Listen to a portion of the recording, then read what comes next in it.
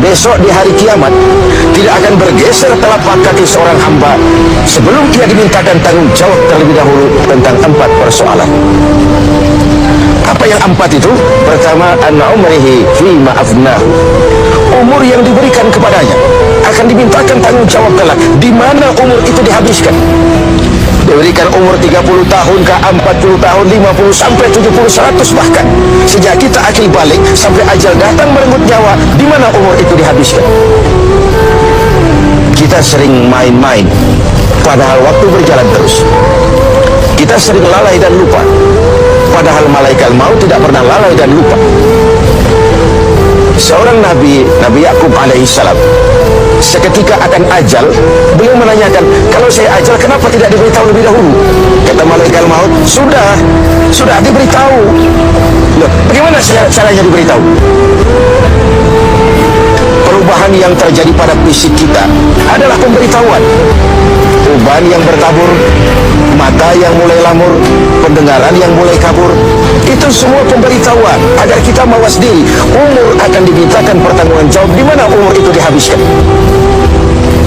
William Shakespeare memang pernah bilang, waktu hidup itu singkat.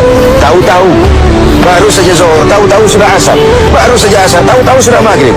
Yang kemarin anak-anak, tahu-tahu sudah punya anak, tahu-tahu, dan tahu-tahu.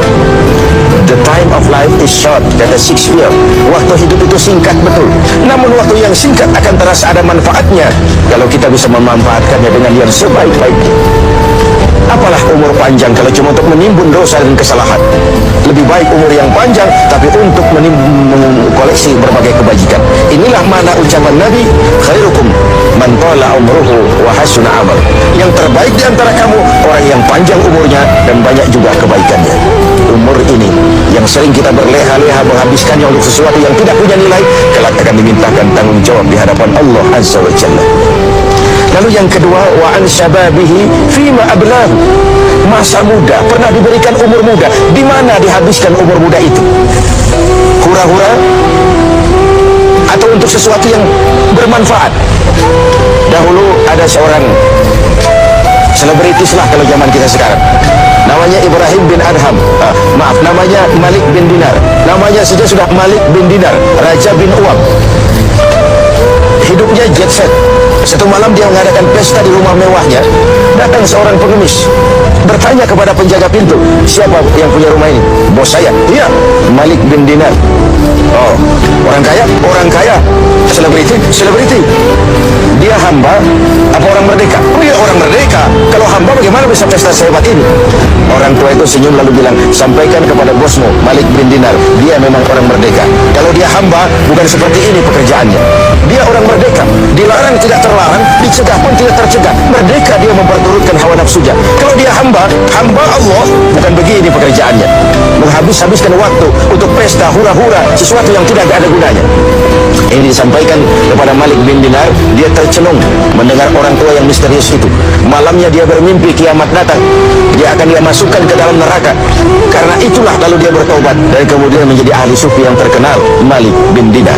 Masa muda akan dimintakan tanggung jawab. Yang ketiga, wa an ilmihi maza amilabi. Ilmu yang dimilikinya, kemana ilmu itu diamalkan? Untuk mencerdaskan orang atau untuk membodohi orang yang memang sudah bodoh? Untuk membimbing umat atau menyesatkan orang lain? Agar hamba menjadi hamba Allah atau agar orang menghambakan dia? Ilmu akan dimintakan pertanggungan jawab. Yang terakhir, wa an malihi min aina iktasabahu wa fima anfaqahu. Kita akan dimintakan tanggung jawab tentang harta kita. Dari mana harta itu didapat dan kemana harta itu dibelanjakan. Perhatikan yang terakhir ini. Tentang ilmu, pertanyaan akhirat cuma satu, ilmumu kau amalkan untuk apa? Tentang umur, pertanyaan akhirat pun satu, umurmu kau habiskan di mana? Tentang masa muda, pertanyaan akhirat juga satu, masa mudamu kau gunakan buat apa? Tapi khusus tentang harta, pengadilan akhirat bertanya dua, hartamu kau dapat dari mana dan kau belanjakan kemana? Dari mananya dan kemananya?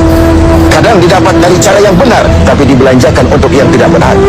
Atau bisa juga didapat dari cara yang tidak benar, dibelanjakan kepada jalan yang benar. Itu pun tidak mungkin kedua-duanya. Pemirsa TV7 yang berbahagia, mudah-mudahan kita tidak bernasib seperti orang tua pengusaha di awal pertemuan kita ini. Semoga kita menjadi orang yang bisa mempertanggungjawabkan baik umur, masa muda, ilmu pengetahuan, dan harta yang dititipkan Allah